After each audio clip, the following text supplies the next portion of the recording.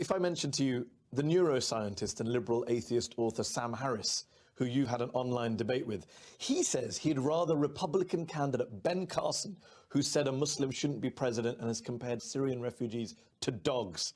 He said that Harris has said he would rather Carson be president of the United States than you, because Carson apparently gets the threat from so-called jihadi terrorists that you don't. What's your response to Sam Harris, who claims to be a liberal?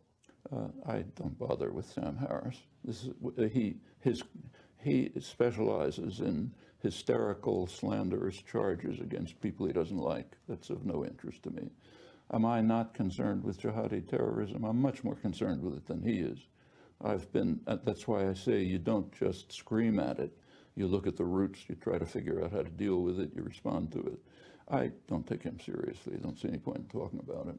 But, well, some people would say the point about talking about it is we live in an environment where Islamophobia is on the rise in the United States, across the West. There are some who say that the new atheists, people like Sam Harris, Richard Dawkins, the late Christopher Hitchens, were Islamophobes, are Islamophobes, guilty of an almost obsessive anti-Muslim bigotry, which is worrying in the current climate. Do you share that view? I don't talk about them. First of all, I don't think it's true of Dawkins. It might have been true of Hitchens in his later years. Harris, I assume, denies it, but when I read what he says, that's what it looks like.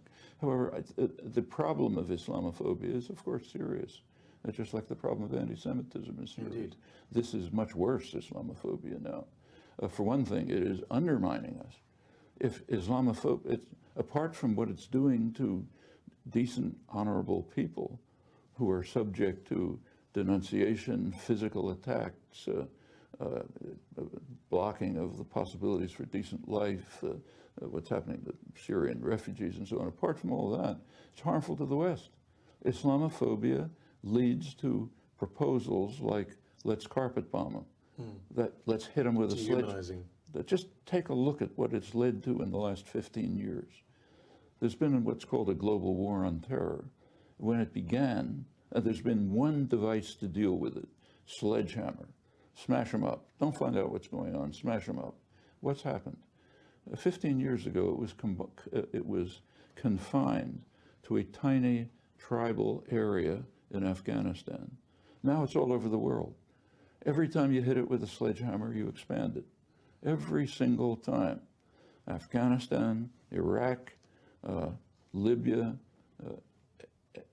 everywhere. Can you learn something from that?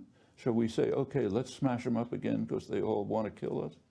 Yeah, that's one reaction. Another reaction is the sane reaction, which you do hear from people like who know something about the topic, like Scott Atran or like William Polk, a well-known Middle East expert, long experience in the U.S. government, has pretty much the same proposals. You have to deal with the situation rationally if you want to be, first of all, humane, but even concerned with your own security.